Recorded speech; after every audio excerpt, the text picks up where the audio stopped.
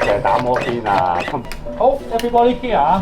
你係想佢繼續做呼吸機啊，盡量搶救啦？好辛苦啦，做咗。不如出去先啦，我哋醫生就同你傾一傾好唔好啊？定係想佢舒服啲？因為你梗係盡量搶救啦，唔使問其他 option 㗎啦，聽我講埋先點會有呢個？象徵度極高嘅預設醫療指示嘅工作坊。病人就會咁諗啦，家屬就會咁諗啦。醫生，醫生咪就係會咁樣咯。其實會有咁多畫面咧，係外邊電視啊或者各樣嘅媒體咧，你係未了解過。